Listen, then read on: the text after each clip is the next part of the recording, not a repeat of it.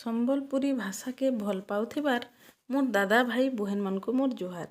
ଭିଡ଼ିଓରେ କେହି ବି ନୂଆ ଅଛନ୍ ବୋଇଲେ ପ୍ଲିଜ୍ ଲାଇକ୍ ଆଉ ସବସ୍କ୍ରାଇବ୍ଟେ କରିଦେବେ। ଆଜିର କଥା ନି ଅବୁଲକରା କାହାଣୀର ଭାଗ 7 ଲମ୍ବା ନାକର କଥା। ଗୁସେଇ ଆର ଅବୁଲକରା ତ ତୀର୍ଥ ଭ୍ରମଣରେ ବାହାରିଥନ୍। ଏନ୍ତା ଗାଁ ଗଣା ଡେକି ଡେକି ସେମାନେ ପହଞ୍ଚିଲେ ଗୁଟେ ନୂଆ ରାଇଜେ। ସେ ପାଖେ ଧରମଶାଲାଟେ ଦେଖି ଗୁସେଇ କହିଲେ, ଆଜି ରାତିଟା ଇନ ରହିଯିମା। ଯା ଇ ପାଖୁ ଆଖୁ ପନିପରିବା ଟିକେ କିଣି ଆନ୍। ଜଲ୍ଦି ଜଲ୍ଦି ରନ୍ଧାବଢ଼ା କରି ଖାଏମା। ଅବୁଲକରା ହଁ କରିଗଲା। ହେଲେ ପନିପରିବା ଘିନି ଆନି ଗୁସେଇର ପାଖେ ରଖିଦେଇ ତୁମ୍ ବସି ପଡ଼ଲା। ଇଟା ଦେଖି ଗୁସେଇ ପଚରାଲେ, କିରେ ଅବୁଲକରା, ଆଜି ଆର୍ କାଣା ନୂଆ ଦେଖଲୁ କେଁ? ଏନ୍ତା ଗୁମ୍ ମାରି ବସଲୁ ଯେ? ଅବୁଲକରା କହିଲା, ହଁ ଗୁସେଇ, କାବା ହେଇଯିବାର କଥାଟେ ଦେଖିଛେଁ। ଛୁଇ ଛାଇ କଥା ନାଇଁ ସେ। ଗୁଟେ ବଡ଼ କାଞ୍ଚର ଘର। ସେଥିନେ ଗୁଟେ ମଲା ଟୁକେଲର ଶବ ଅଛେ ଯେ ସେ ଟୁକେଲର 4 ହାତର ଲମ୍ବା ନାକ। ସେତିନେ ଫେର୍ ସେ ଟୁକେଲର ଶବଟା କାଞ୍ଚ ଘର ଭିତରେ ପାଏନ୍ନେ ବୁଡ଼ି ରହିଛେ। ଗୁସେଇ, ତମକୁ ତ ସବୁ ଜନା। ଏବେ ଇଥିର କାରଣଟା ମତେ କହିଦିଅ, ତାର ପରେ ଯାଇ ବାକି କାମ। ହେତ୍କେ ଟିକେ ହସି ଗୁସେଇ କହିଲେ, ହଉ ପକ୍କା କମ୍ବଲକେ ପୋତ ଛତା, ଶୁନ ଅବୁଲକରା କହୁଛେଁ କଥା। ଗୁସେଇ କଥା ନି ଆରମ୍ଭ କଲେ, ଶୁନ ଅବୁଲକରା, ଏବେ ଆମେ ଯେନ ଅଛୁଁ ଇ ରାଇଜର ନାଁ ହେଲା ତ୍ରିକଲିଙ୍ଗ। ଇନ ଗୁଟେ ନାମୀ ସୌଦାଗରଟେ ରହୁଥିଲେ। ସେ ଦେଶ ବିଦେଶକେ ବନିଜ କରି ଯାଉଥିଲେ। ସେ ସାଧେ ବୁଢ଼ାର 3ଟା ପିଲା। ତାର 2ଟା ପିଲା ଭାରି ଯୋଗ୍ୟ ଆର୍ ସାନ ପିଲାଟା ଅତି ଛିଡ଼ା ପିଲା ବୋଲି ମାର ଗେହ୍ଲା ହେଇଥାଏ ଯେ ପାଠ ସାଠ ବି ନାଇଁ ପଢ଼ଲା, କି ବେପାର ବନିଜରେ ବି ମନ ନାଇଁ ଦେଲା। ବେକାରୀ ବୁଲୁଥାଏ। ଇଟା ଦେଖି ବୁଢ଼ା ସୌଦାଗର ଚିନ୍ତା କରୁଥାଏ। ପିଲା ଛୁଆକେ 5 ବର୍ଷ ଯାଏ ଲାଡ଼, 10 ବର୍ଷ ପରେ ତାଡ଼। ହେଲେ ଇଟାର ତ ବିହାର ବୟସ ହେଲାନ, ତାହାକେ ବୁଝେଇ ସୁଝେଇ କହେବାର ପଡ଼ବା। ଦିନେ ବୁଢ଼ା ତାର 3 ପିଲାକେ ଡାକି କହେଲା, ବାବୁମାନେ, ମୁଇଁ ତ ଏବେ ବୁଢ଼ା ହେଲିନ। ପାଚଲା ତାଲ ହେନ୍ତା କେତେବେଲେ ବି ଝଡ଼ି ପଡ଼ମି। ଏତେ ବଡ଼ ଘରର ବୋଝ ବୋହିବାର ସମିଆ ବି ମୋର୍ ନାଇଁ ଆସବାର। ଆର୍ ତାର ଛଡ଼ା କଥାନେ ଅଛେ, ବସି ଖାଇଲେ ନଦୀର ବାଇଲ ସରସି। ହେଥିର ଲାଗି ତମେ 3 ଭାଇ ମୋର୍ ଜୀବନ ଥାଉ ଥାଉ କିଛି ପଇସା ପତର ନି ଯାର ଯେନ୍ତା ଦେଶ ବିଦେଶକେ ବେପାର ବନିଜ କରିଛ। ମୁଇଁ ଦେଖବାକେ ଚାହୁଁଛେଁ କିଏ କେତେ ପଇସା କମାନି କରି ଆନବ ଯେ। ଇ କଥା ଶୁନି ବଡ଼ାର ମଝିଆ ତାର ବାପାର କଥାନେ ହଁ କଲେ। ହେଲେ ସାନ ପିଲା ତ ବେକାରୀ ବୁଲୁଥାଏ। ଇ କଥା ଶୁନି ତାଟକା ହେଇ ଛନେ ଠିଆ ହେଲା। ଆର୍ ତାର ବାପାର କଥାକେ ମନା ବି ନାଇଁ କରିପାରଲା। ମନମାରି କରି ହଁ କଲା। ହେତ୍କେ ଦିନେ ବନେ ଦିନବାର ଦେଖି 3 ଭାଇ ବନିଜ କରି ବାହାରିଲେ। ଅଧା ଦୂର ଗଲା ଉତାରୁ ସେମାନେ ଗୁଟେ 3 ଛକିଆ ରାସ୍ତା ପାଖେ ଅଟକିଲେ। ସେଠାନୁ ବଡ଼ ଭାଇ ପୂର୍ବ ଦିଗକେ, ମଝିଆ ଭାଇ ଦକ୍ଷିଣ ଦିଗକେ ଆର୍ ସାନ ଭାଇ ଉତ୍ତର ଦିଗକେ ଗଲା। ସେମାନେ କଥା ହେଇଥିଲେ ଯେ ଯିଏ ଆଗେ ବନିଜ ସାରି ଫିରବା ସେଇ 3 ଛକି ରାସ୍ତା ପାଖେ ଜଗିଥିବା। ଏନ୍ତା କହି ଯାର ବାଟେ ସେ ଗଲେ।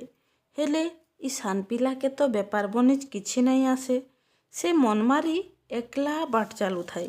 ଏନ୍ତା ଯଉ ଯଉ ବାଟେ ଗୁଟେ ଜଙ୍ଗଲ ପଡ଼ଲା। ସେ ଦେଖଲା ଯେ ଗୁଟେ ଗଛେ ଲାଲ ଟହ ଟହ ଫଲ ପାଚିଚେ।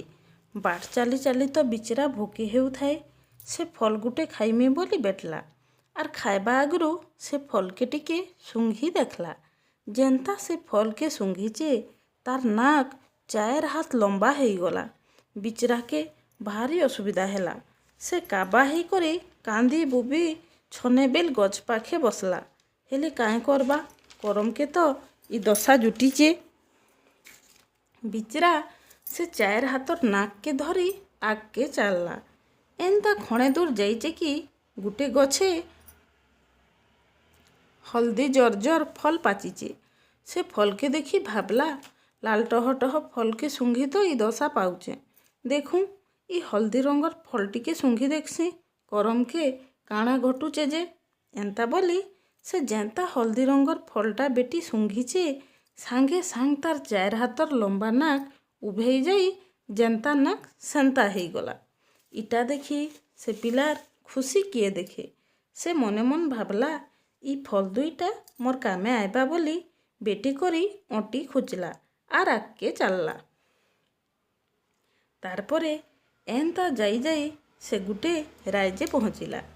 ଖଣାଏ ଦୂର ଯାଇ ଦେଖଲା ଯେ ଗୁଟେ ବଡ଼ ରାଜମହଲ।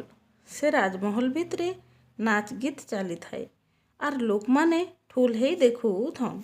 ହେତକେ ଇ ସୌଦାଗର ପିଲା ବି ସେମାନଙ୍କର ସାଙ୍ଗେ ନାଚ ଦେଖି ଗଲା। ସେ ଉଆସ ଭିତରକେ ନାଚ ଦେଖି ସାରି ରାଜଉଆସର କେନ୍ ପାଖେ କାଇଁ ଘର ଅଛେ ବୋଲି ଦେଖୁ ଦେଖୁ ସୋରେ ସୋର ଯାଇ ପହଞ୍ଚିଗଲା ରାନୀର ଉଆସେ। ରାନୀର ଉଆସ ଭିତରକେ ଯାଇ ଭାବଲା ଇ ବୁଆ ଇଟା ମୁଇଁ କାହିଁ আসলি। ଏବେ ମତେ ଇନ କିଏ ଦେଖଲେ ବନ୍ଦୀ କରି ନେବେ କହି ଗୁଟେ କୁନେ ଲୁକି ରହିସି। ହେତକେ ନାଚ ଗୀତ ସରଲେ ରାଜା ରାନୀ ସେ କୋଠରୀ ଭିତରକେ ଶୋଇ ଆସନ୍। ଦେଖୁ ଦେଖୁ ନିଘୋଡ଼ ନିଦେ ଶୋଇ ପଡ଼ସନ୍। ହେତକେ ଇ ସୌଦାଗର ପିଲା ତ ଉତ୍ପାତିଆଟା।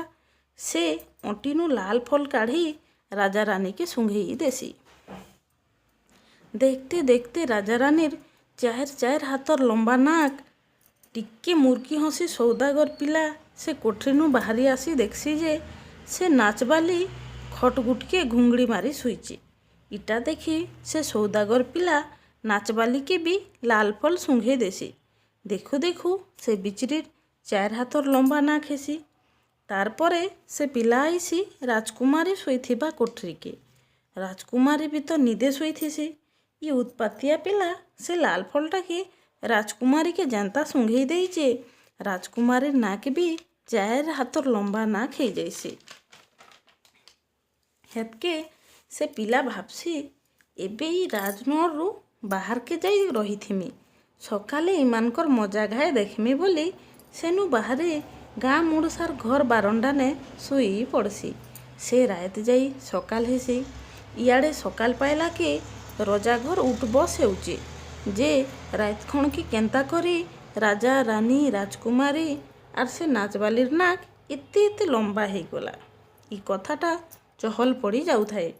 हेतके बिचरा राजा आर काए करबा वैद्य मान के डाकी देखाले। वैद्य माने ओसो कषा करी देखले जे किछि लाभ नहीं। इटा देखी राजा चिंता ने पड़ी गले आर रात सारा ढिंडरा पिटाले जे जी लंबा नाक मान के आगरेंता करबा राजा ताहा के केते धन दरब उपहार देबे। ई कथा सुनी से सौदागर पिला सांगे सांग जाई राजनगर रे पहुँचिला आर कहेला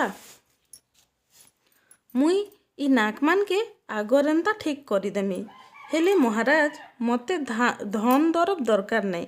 महाराज तमे जदि मोर कथा गुटे रखब हेले मुई सांगे सांग ठीक करी देमी।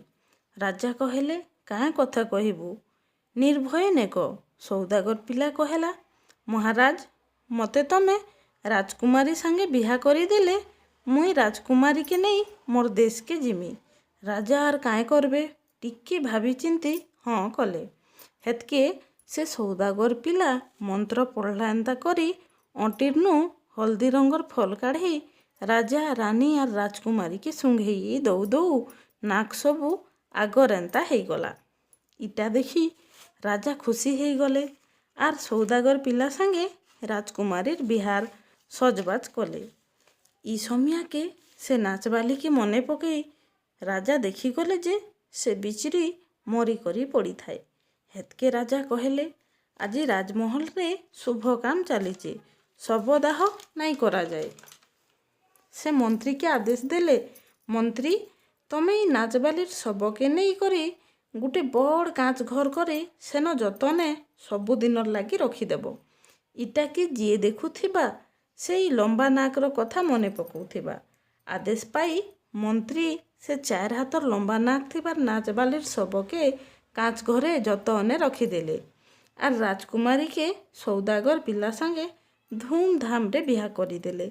हेतके से सौदागर पिला तार देश के नाई फिरी करी इन रहेला। राजा रंते राजा ही देश चलाला।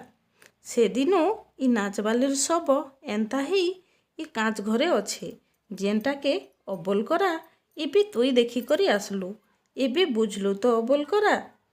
ଲମ୍ବା ନାକର କଥା ନି